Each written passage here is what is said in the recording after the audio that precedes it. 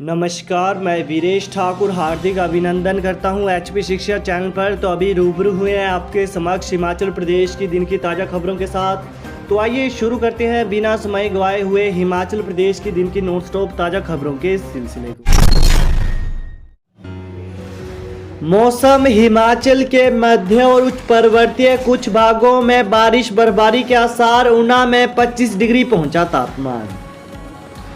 हिमाचल प्रदेश के मध्य और उच्च पर्वतीय कुछ भागों में मंगलवार और बुधवार को बारिश और बर्फबारी के आसार हैं। वहीं 17 फरवरी को प्रदेश में मौसम साफ रहेगा। मैदानी जिलों में 17 तक धूप खिली रहने का पूर्वानुमान है। भारत श्रीलंका T20 मैचों के लिए 8 कमेटियां बनाई। अंतर्राष्ट्रीय धर्मशाला क्रिकेट स्टेडियम में भारत और श्रीलंका के बीच 26 और 27 फरवरी का खेले जाने वाले T20 मैचों के लिए HPCA ने 8 कमेटियों को जिम्मा सौंपा है। कमेटियों में HPCA के निदेशकों सहित कुल 29 सदस्यों को शामिल किया गया है। खिलाड़ियों के स्वागत से लेकर मैदान में खिलाड़ियों की सुरक्षा और होटल में खिलाड़ियों के रहने और खाना परोसने के लिए कमेटी गठित कर एक अध्यक्ष भी नियुक्त किया गया। खिलाड़ियों के स्वागत के लिए HPCA ने 5 सदस्यों की कमेटी गठित की है। BRO अब मनरेगा से कराएगा सीमांत क्षेत्रों की सड़कों की बहाली और मरम्मत। सीमा सड़क संगठन यानी BRO मनरेगा के मजदूरों से भी सीमावर्ती इलाकों से जुड़ी सड़कों की बहाली और उनकी मरम्मत करवाएगा। केंद्र सरकार ने इसको लेकर मंजूरी दे दी है। इससे अब स्थानीय लोगों और महिलाओं को पहली बार BRO रोजगार देगा। हिमाचल प्रदेश में लाहौल स्पीति और किन्नौर जिले में स्थानीय लोगों से मनरेगा के तहत BRO सड़क मार्ग में काम लेगा। कर्मचारियों, युवाओं, महिलाओं और बुजुर्गों समेत हर वर्ग को छूने का प्रयास होगा चुनावी बजट में। वित्तीय वर्ष 2022-23 के वार्षिक बजट में कर्मचारियों के विभिन्न वर्गों, युवाओं, महिलाओं और बुजुर्गों के लिए विशेष प्रावधान किए जा रहे हैं। CM जयराम ठाकुर ने छुट्टी के दिन भी बजट पर वित्त विभाग के अधिकारियों के साथ मंत्रणा की।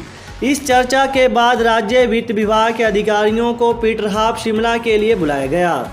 CM ने कर्मचारियों से भी श्रेणीवार पूछा है कि किसके लिए बजट में क्या प्रावधान डाले जाने हैं। HRTC की बस दुर्घटनाग्रस्त, 3 लोग घायल। हिमाचल प्रदेश के मंडी से रिकांग पियो जा रही सुंदरनगर डिपो की बस रामपुर के गसो नामक स्थान पर खाई में लुढ़क गई।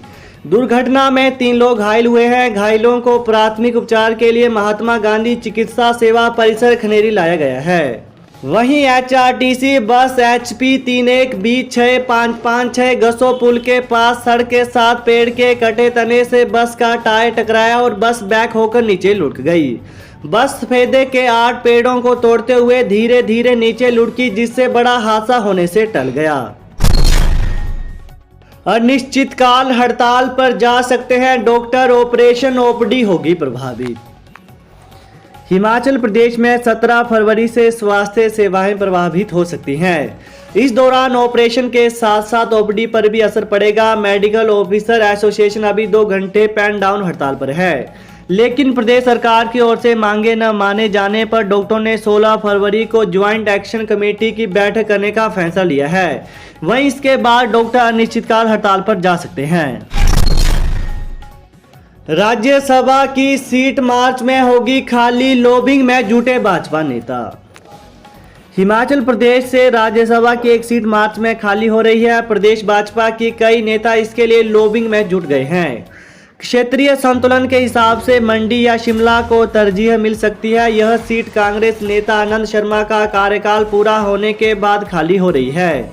प्रदेश से राज्यसभा सदस्य के लिए 3 सीटें तय हैं। इनमें से एक सीट पर भाजपा के राष्ट्रीय अध्यक्ष जगत प्रकाश नड्डा और एक अन्य पर इंदु गोस्वामी नियुक्त हैं। JBT की नियुक्तियों पर 4 दिन में फैसला। CM के आश्वासन के बाद हड़ताल खत्म। अपनी नियुक्तियों को लेकर प्रारंभिक शिक्षा निदेशालय के बाहर धरने पर बैठे JBT प्रशिक्षुओं ने अपना धरना समाप्त कर दिया है। शिक्षक महासंघ के महामंत्री मामराज पुंडीर की अगुवाई में सुबह मुख्यमंत्री जयराम ठाकुर से इनकी मुलाकात हुई है। इसमें मुख्यमंत्री ने 4 दिनों के भीतर जेवीटी की नियुक्ति पर कोई फैसला लेने का आश्वासन दिया है। वहीं इस आश्वासन के बाद जेवीटी एवं डीएलएड प्रशिक्षण संघ ने अपना क्रमिक अनशन वापस ले लिया है। वहीं निदेशक प्राथमिक शिक्षा पंकज ललित ने जूस पिलाकर जेवीटी प्रशिक्षुओं का अनशन समाप्त करवाया। 17 फरवरी से स्कूलों में आएंगे पहली से 8वीं कक्षा के विद्यार्थी। मुख्यमंत्री जयराम ठाकुर की अध्यक्षता में आज राज्य सचिवालय शिमला में हुई कैबिनेट की बैठक में कोविड-19 की स्थिति की समीक्षा करते हुए इसे नियंत्रण में मानकर 17 फरवरी 2022 से सभी शैक्षणिक संस्थानों को खोलने का निर्णय हुआ है। यानी अब 12वीं तक के सभी स्कूल खुलेंगे। ग्रीष्मकालीन छुट्टियों वाली पाठशालाओं में 9वीं से 12वीं कक्षा के स्कूल पहले से ही खुले हैं। वहीं अब शीतकालीन अवकाश वाले स्कूल भी खुलेंगे। ग्रीष्मकालीन स्कूलों में नॉन बोर्ड कक्षाओं की परीक्षाएं भी ऑफलाइन ली जाएंगी। वहीं इस बैठक में सभी जिम और सिनेमा घरों को खोलने तथा सभी तरह के लंगरों के लिए अनुमति करने का निर्णय हुआ है। भाभी की कुल्हाड़ी से हत्या के बाद युवक का पेड़ से लटका मिला शव। हिमाचल प्रदेश के शिमला जिले के रोहडू में मलखून तीर में बीते रविवार को कुल्हाड़ी से भाभी की हत्या करने के आरोपी युवक का शव पेड़ से लटका मिला है। वारदात के बाद से आरोपी अभिषेक फरार चल रहा था। सोमवार सुबह घटनास्थल से कुछ ही दूर उसका शव पेड़ से लटका मिला है। वहीं पुलिस ने शव को कब्जे में ले लिया है। प्रारंभिक जांच में आत्महत्या की आशंका जताई जा रही है। सोमवार को एसपी शिमला ने घटनास्थल का दौरा किया। दोनों के परिजनों से भी बातचीत की गई है। एसपी ने पुलिस को मामले की गंभीरता से जांच करने के आदेश दिए हैं। 300 पदों को भरने की मंजूरी। हिमाचल प्रदेश कैबिनेट की बैठक आज मुख्यमंत्री जयराम ठाकुर की अध्यक्षता में राज्य सचिवालय शिमला में आयोजित की गई। बैठक में कई बड़े फैसले लिए गए हैं।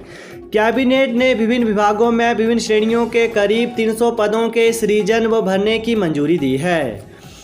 वहीं कैबिनेट ने प्रदेश अग्निशमन सेवा में राज्य कर्मचारी चयन आयोग के माध्यम से अनुबंध आधार पर उप अग्निशमन अधिकारी के 8 पद सृजित कर भरने की स्वीकृति दी है।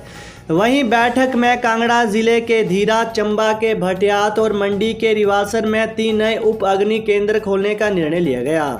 शिमला के चिड़गांव, हमीरपुर के भोरंज और अटल टनल रोहतांग के साउथ पोर्टल में 3 नई फायर पोस्ट खोलने को मंजूरी दी गई है।